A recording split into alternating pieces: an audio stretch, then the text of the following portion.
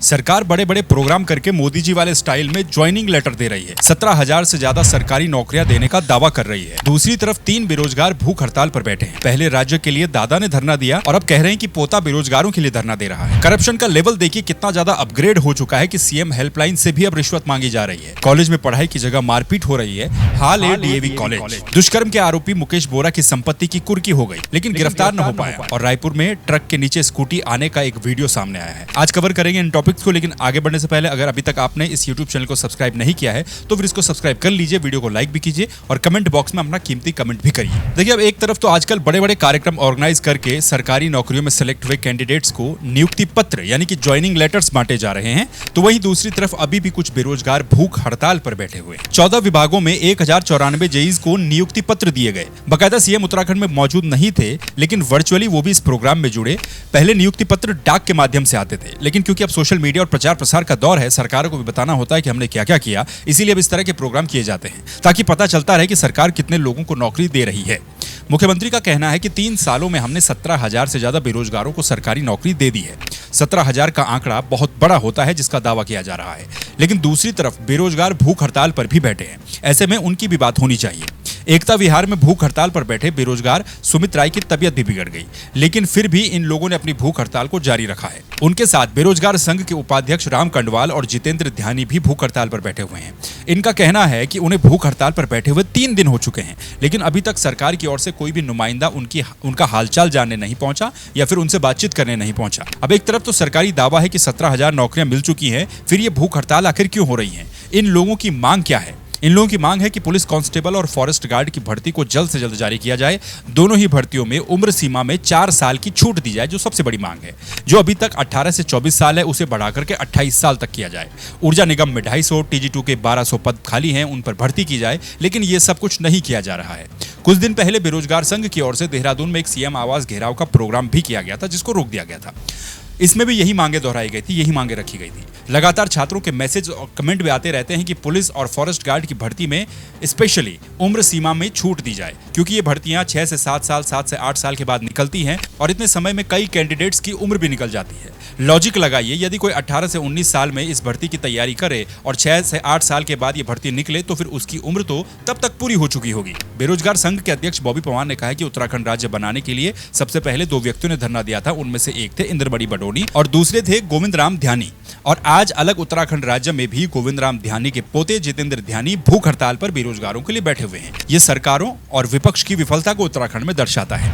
जो दादाजी थे ध्यानी जी के, उन्होंने तो ये सोचा होगा कि भाई हमारी आने वाली जो पीढ़ी है, जो हमारा उत्तराखंड का भविष्य है, उनका भविष्य सुरक्षित हो जाए।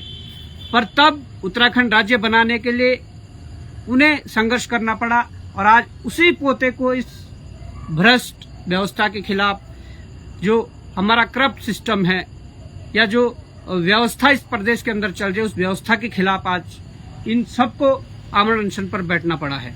अब देखिए, करप्शन हमारे सिस्टम में कैसे और कहां तक घुस गया है। करप्शन जैसी कई समस्याओं की शिकायत के लिए उत्तराखंड में सीएम हेल्पलाइन नंबर को बनाया गया है, यानी कि मुख्यमंत्री हेल्पलाइन जिसे कहा जाता है। यानी कि जो हर जगह से परेशान हो, वो सीएम हेल्पलाइन पर कॉल करके अपनी समस्या बताएगा, तो उसके समाधान होने के ज्यादा चांसेस नजर आते हैं।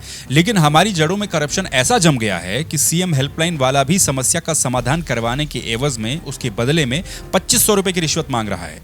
सीएम हेल्पलाइन पोर्टल में काम करने वाले एक संविदा कर्मी को पुलिस ने उसके साथी के साथ 2500 रुपए की रिश्वत मांगने के आरोप में पकड़ा है।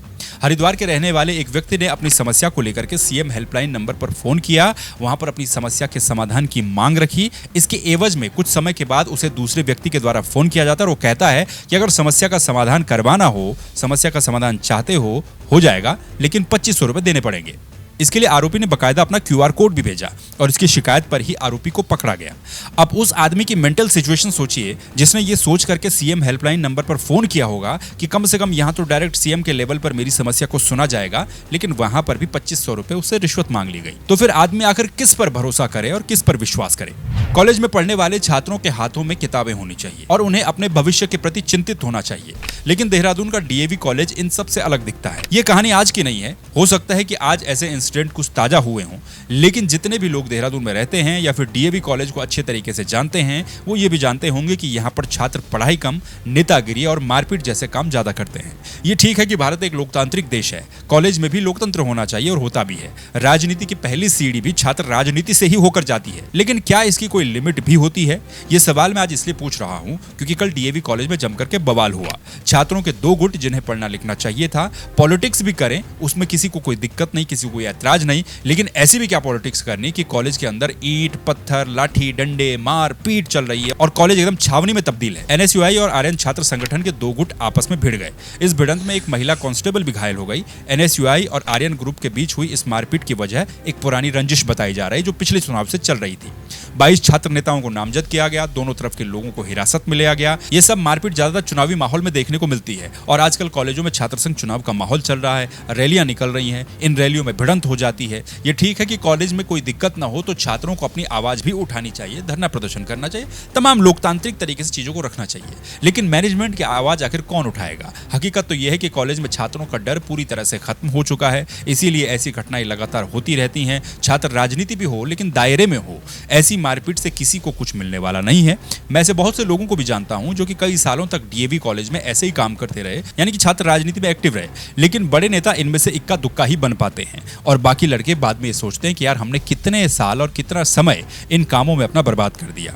कई तो ऐसे होते हैं जिनका कॉलेज से कोई लेना देना भी नहीं होता और वो कॉलेज के स्टूडेंट भी नहीं होते हैं, लेकिन चुनावी हल्ला मचाने के लिए वो कॉलेज में पहुंच जाते हैं और मारपीट में शामिल हो जाते हैं। दुष्कर्म और पॉक्सो एक्ट में फरार चल रहे निष्कासित बीजेपी नेता मुकेश बोरा के पैतृक घर समेत कुल 2 घरों की कुर्की कर ली गई है। शुक्रवार को पुलिस ने सारा सामान कुर्क कर लिया और कोतवाली पहुंचा दिया है।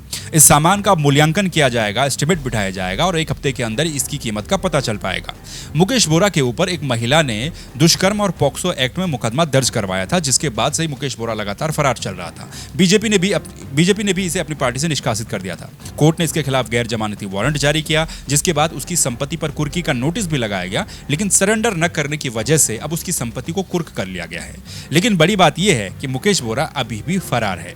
बोरा की गिरफ्तारी में लापरवाही बरतने पर एसएसपी ने लालकुआं के कोतवाल को भी लाइन हाजिर कर लिया है, लेकिन फिर भी बड़ा सवाल यही है कि दुष्कर्म और पॉक्सो का आरोपी निष्कासित भाजपा नेता अभी भी फरार चल रहा है, उसकी गिरफ्तारी नहीं हो पा रही है। सड़क पर जब भी आप गाड़ी चलाते हैं तो फिर बड़ी ही सावधानी की जरूरत होती है। ट्रैफिक रूल्स, सड़क पर सतर्कता, ये सब बातें हवा हवाई नहीं बोली जाती है, इनका कुछ न कुछ लॉजिक मतलब होता है। देहरादून के रायपुर चौक का ये वीडियो देखिए। 2 स्कूटी सवार एक चलते ट्रक के नीचे आ गए।